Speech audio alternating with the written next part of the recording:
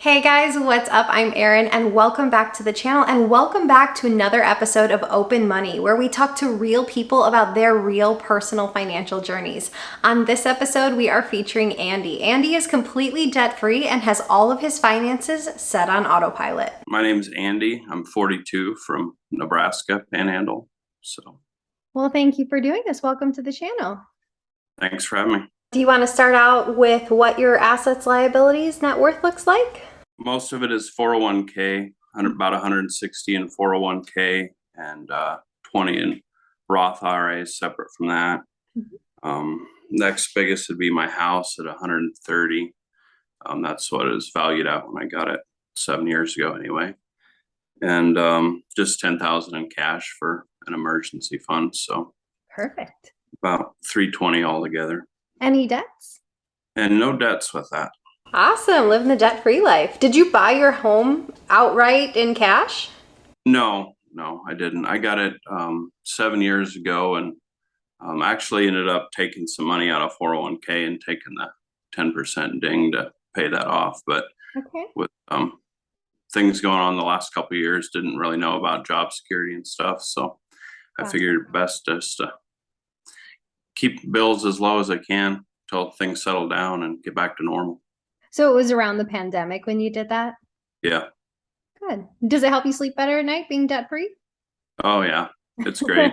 It's probably a good move, right? Well, I recommend it to everyone. So so no desire to take on any more debt after that. That was the end of that. Nice.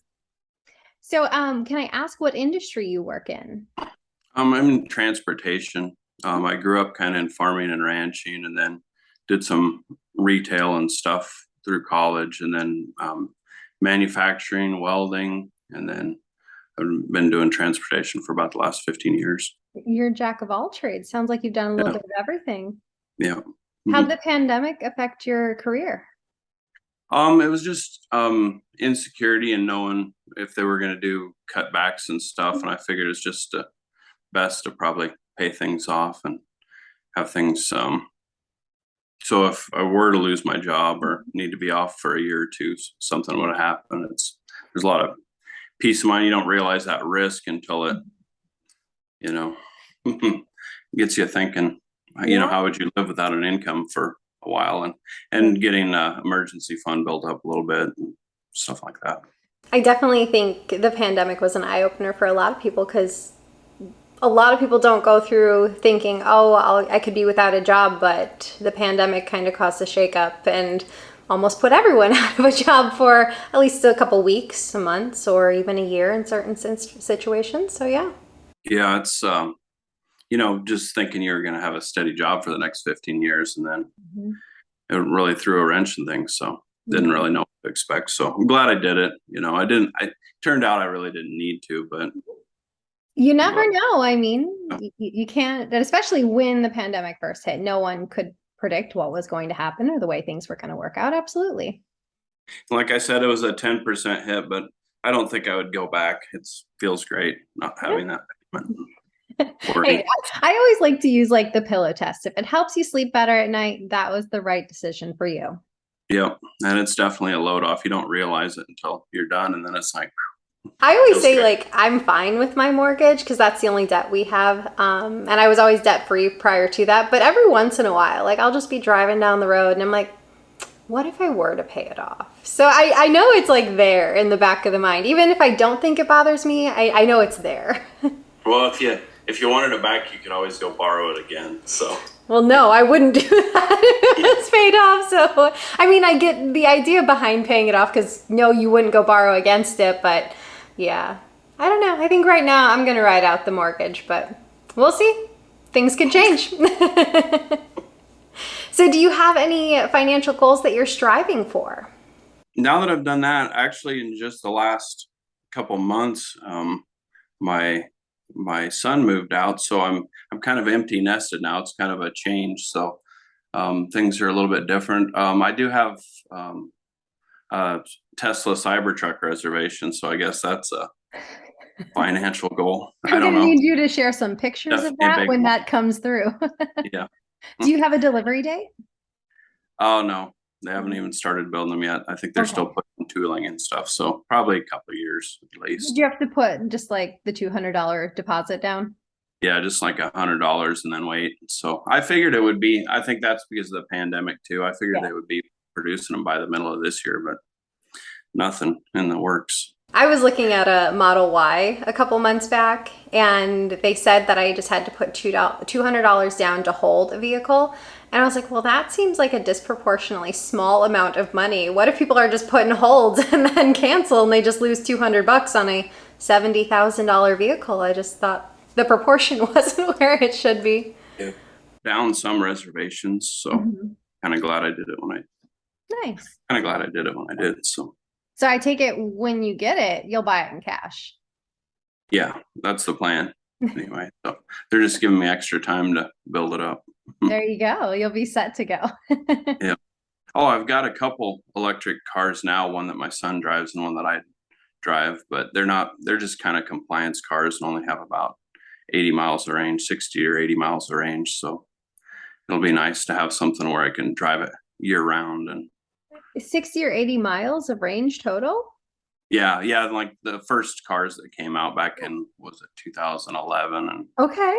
yeah, back when they were just kind of, to meet the minimum requirement of the law or something, or the technology was kind of new. So they're interesting. Who's the manufacturer of those cars? Nissan, and the other one's made by Mercedes. It's one of the little two-door smart cars. Okay. Are you familiar with gem cars? Gem, no? Okay. A gem car, basically, people drove them in a little town where I was from. It's called Bay Harbor, and like everyone had a gem car just to get around the town. But they're like fancy golf carts, essentially. That's basically what that little I was gonna say, in my mind, that's what it's like stirring up an image of, because it is an electric vehicle. You plug it into the wall, but they're called gem cars, and I don't know what they go for, but they are probably more expensive than they should be, because it's not going to be your full-time vehicle, and they just drove them in this little resort town that I was from. Yeah, they're just kind of spare on the side for just to try it out. To me, I think that would just be a fun vehicle to drive.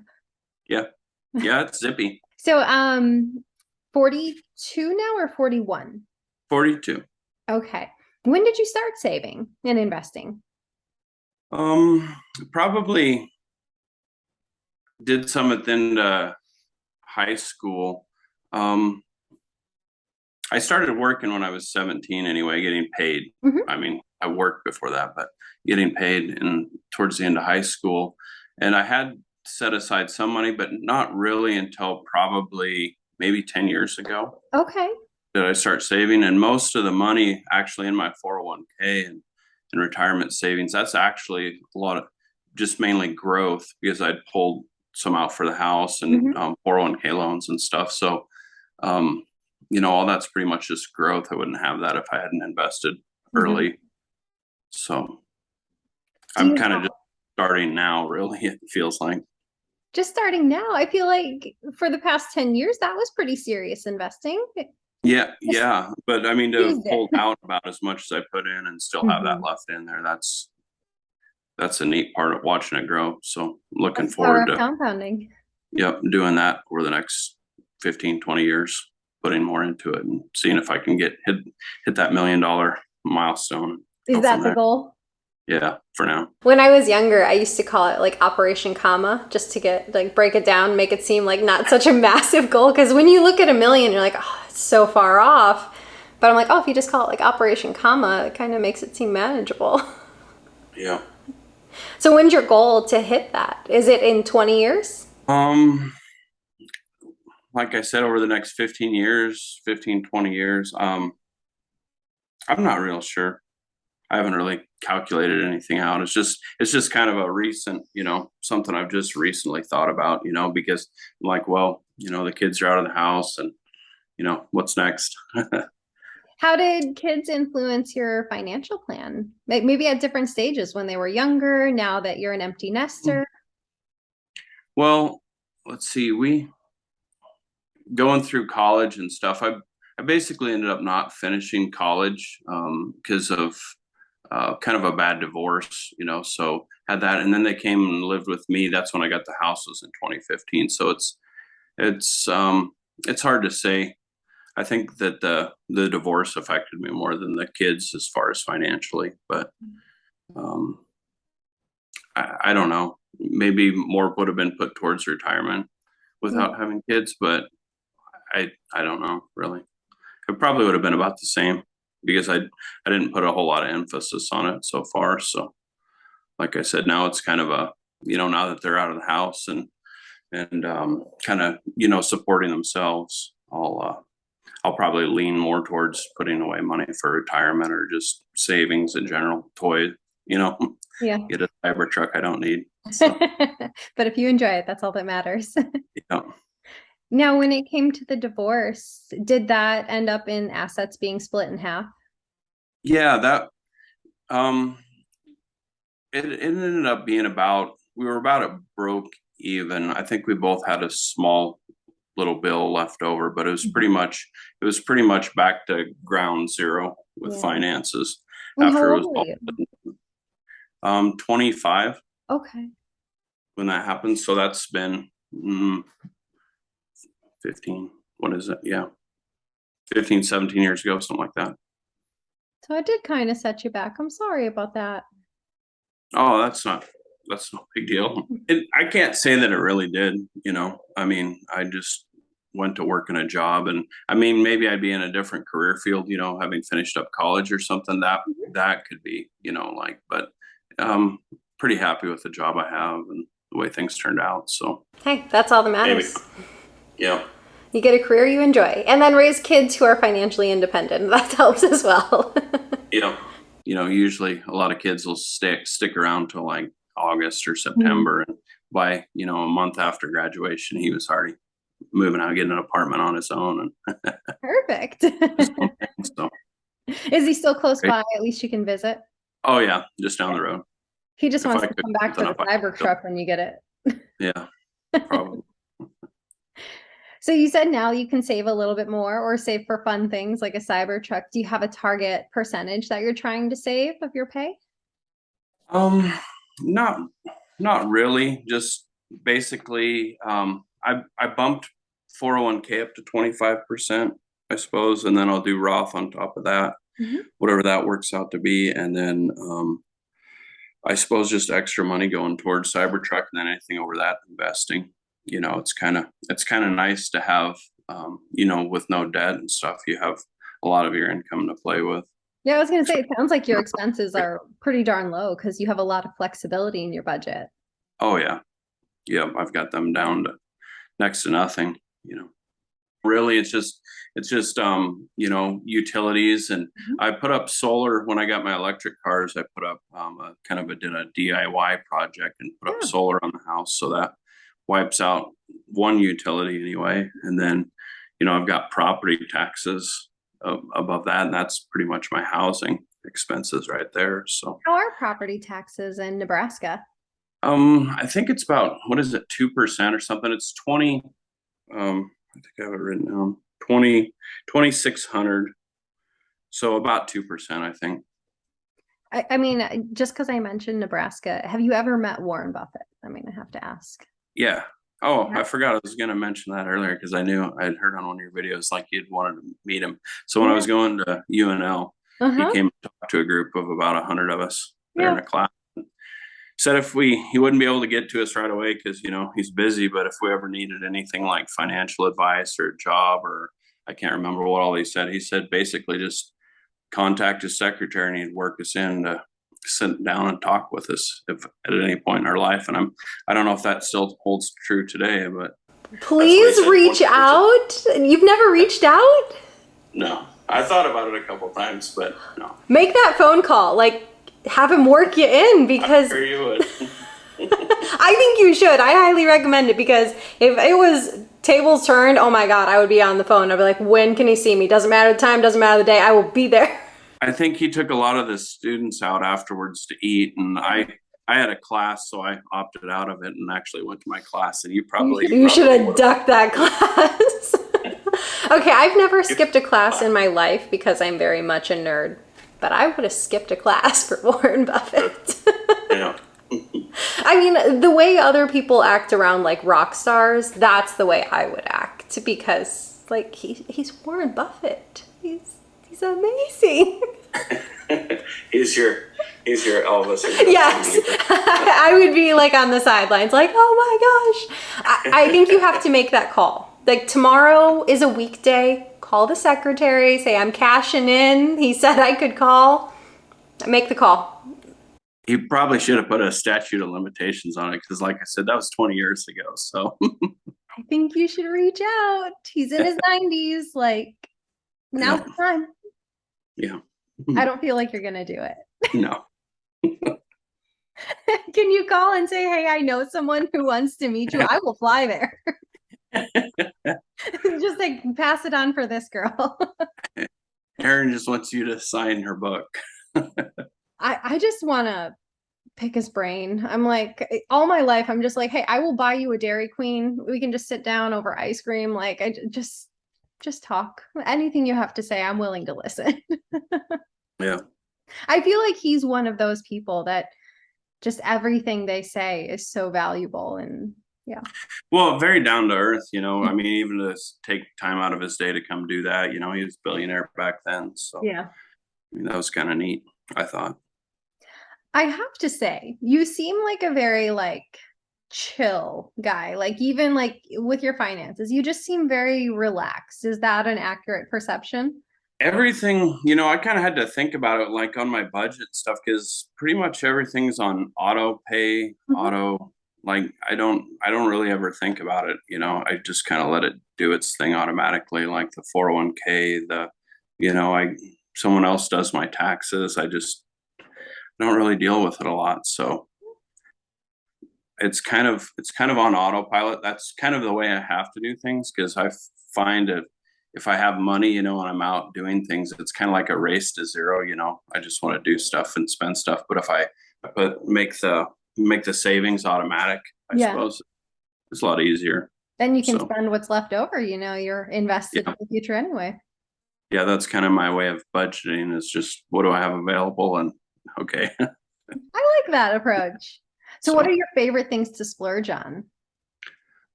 My sister lives out in Las Vegas, so I've been out there 4 times this year. I flew out and then I suppose traveling, vacation, hotels, eating out a lot, you know, things like that.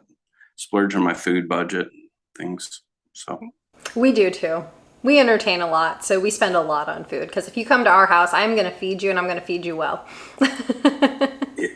But yeah, traveling and gambling, and that's probably about the biggest splurges I have.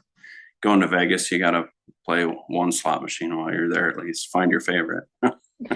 I don't think I've ever done the slots in Vegas. We used to go like once a year, but I've always like gone to the shows and eaten the food. Yeah. Yeah, and that's part of the trip too. Yeah. Scheduling a couple shows. And like I said, my sister lives out there, so just visiting family. Nice. Any other family around the country that you see or any other big trips planned? I'm kind of in the center of the country and they're kind of spread out all over. So like, I know on the one side of the family, like all our family travels here, it seems like. So I only have to travel about an hour. So when we have a family reunion, my mom's got 11 brothers and sisters or had. And so she's got a huge family and my dad's got 3. So that's pretty big. Either one of them gets together and they're all pretty close. Nice. So it's kind of hard to travel to a town in the area and not have someone to stop and visit, man, or an uncle or cousins or someone. That's a good position to be in. Take it from someone who moves a lot because my husband's in the service and I don't have family around unless they're a long ways away. So it's nice to have them close. Yeah. And my oldest boy and his girlfriend, I'm a grandpa now as a Congratulations. Yeah. Now you can spoil the baby. Yeah. Yeah. So have you ever had like any big money aha moments or everything's just kind of been on autopilot? Yeah, I kind of realized that I needed to look at stuff and budget. I mean, I'm not sure what date it happened, but just kind of realize that, I make a lot of money and I'm not really putting any of it away. So I should end up with something. So I needed to start paying myself first, I guess. And then just making sure I wasn't going overboard on my spending part of it. Like I said, automatically having stuff taken out made a big difference right there, because then I wasn't, like I said, it's kind of like, spend it to zero Yeah. all the time. If I put things on kind of autopilot getting taken out, I don't really even notice that it's gone. And then just kind of spend whatever. So And what does your annual income look like? usually around, starting out, it was probably for the first 10 years working those other jobs, it probably would range from, 2,500 starting out up to probably 30, mid-30s. And then, the last 15 years, probably anywhere from 40 to 80, I suppose. So 40 to 80, 85, something like that. So yeah. Yeah, that range. Midwest living, I think that, do you feel like that's a good salary in the Midwest? Because I definitely do. Yeah, I mean, it's more than enough for me. Yeah. Like I said, especially now, I'm empty nested, so it's just me. I'm pretty cheap date. So I like the phrasing of that. yeah. And especially if you like everything's paid off. My gosh, most of it is just discretionary money at that point. Yeah. Yeah. That's why I'm kind of having to like really start setting some, like I said, kind of do some catch up, I suppose. When I should have been putting in and investing, and I wasn't. I was probably spending too much. Now maybe make up some of that and still live comfortably. So. But I still think, being debt free is kind of a huge point of that. You can afford to save so much more if you don't have a mortgage or a car payment or things like that. Right. You have access to your entire income other than, minus taxes, really. It's yours to do with what and like I said, my electricity, actually, with putting up solar panels, that went from, being $100-ish a month or whatever down to nothing. So that was kind of nice too. You can do little things like, improvement, like energy improvements and stuff on your residence, and wipe out other bills, get yourself set up for retirement when that comes. Would you say that you look for ways to kind of cut your expenses? Yeah, I do. Like the month-to-month expenses, stuff like traveling or shows or eating out. Like I said, I don't worry too much about that, but probably should. But I more worry about the monthly grind things that you have to pay. If you can knock them out or find ways to hack them, then that's great. I like that. You hack them, and then it kind of leaves you more money to do the fun things. Yeah, I haven't got ambitious enough yet. I probably never will, like to where I'm willing to rent out rooms in my house or something like that. I don't think I'll do that. But I've thought about it, but honestly, like, I don't know. I shared rooms when I was in college, and then I went to living in apartments, and I'm like, I finally got my own house. I don't know if I want other people in it. Do you really want someone through that wall? No, no, I don't. So I'm frugal, but I mean, I don't want a house hack. Peace of mind, having it be my own space. Yeah, I like that approach too. And I get that, everyone has a different take, and, maybe they do want a house hack and it cuts your housing costs exponentially, but I think there's something to be said for privacy at home. Yeah, for sure. But it's more house than what I need, but that's fine. It's paid off. I think you're fine. Yeah. I wouldn't worry about it. Yeah, it's cheaper than the smallest thing I could rent, so I'll stick with it. I'd stay put. I like that plan. Yeah. So what do you wish that other people knew about money, or how do you think about money? Like I said, I don't think about a lot. I suppose just knowing that you can get things under control and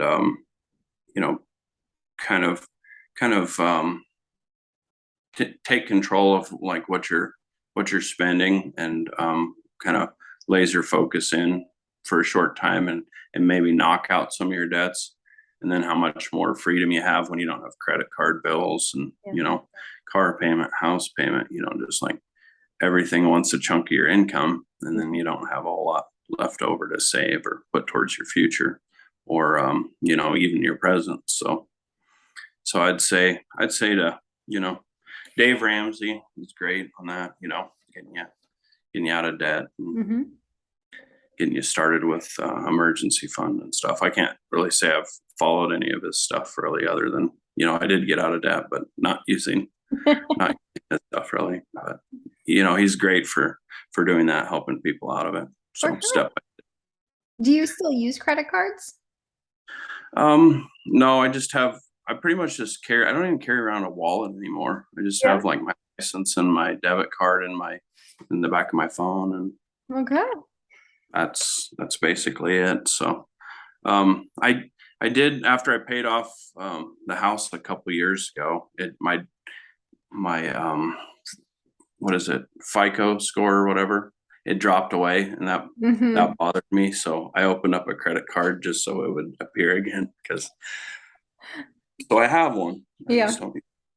My credit score was in the high 700s until I bought my house, and now it's like 820. And I'm like, well, that's just rude, honestly. Now I have debt. Like, that's all they care about with that score.